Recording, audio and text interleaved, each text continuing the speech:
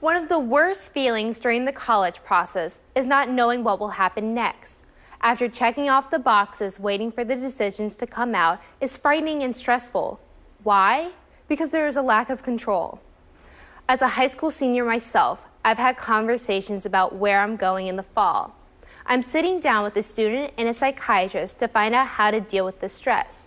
Please welcome Dr. T from MedStar Franklin Square Medical Center and Nikki Goldstone from Roland Park. Nikki, let's start with you.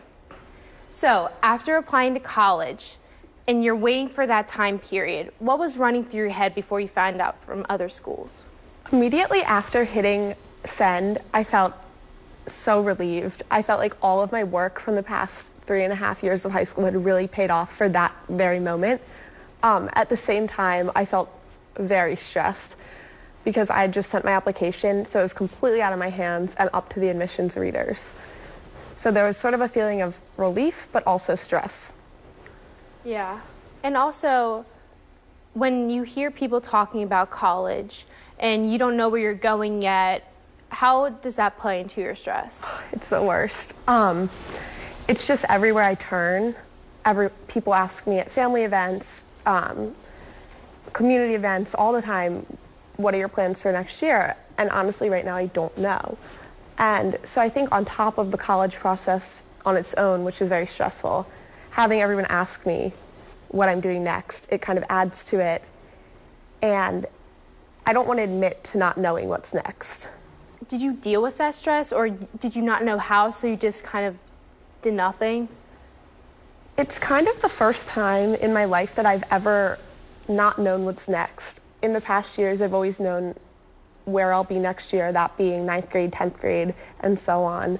But this time it's different. I'll be stepping out of Roland Park Country School, and so I think I didn't really deal with it. I just said I don't want to talk about it, I don't really know, because it was just too hard for me to sort of face that I didn't know.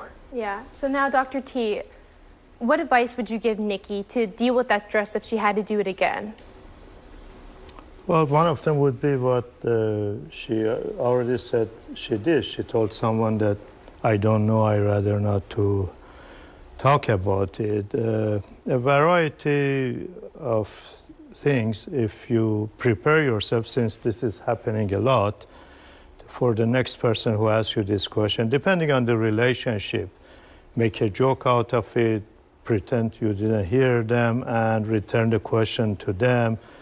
If you're listening to music, they ask you a question, you could pretend you didn't hear and say, oh, hi, how are you doing? Turn the issue around.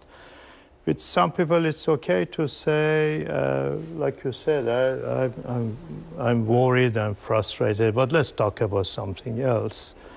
And so on and so forth. Hopefully, the stress doesn't get to the point that you would start getting panicky, then that would require some other help or thoughts about it. All right, thank you guys. To see these tips about stress and more, visit abc2news.com/teenmedia. Back to you, Brita.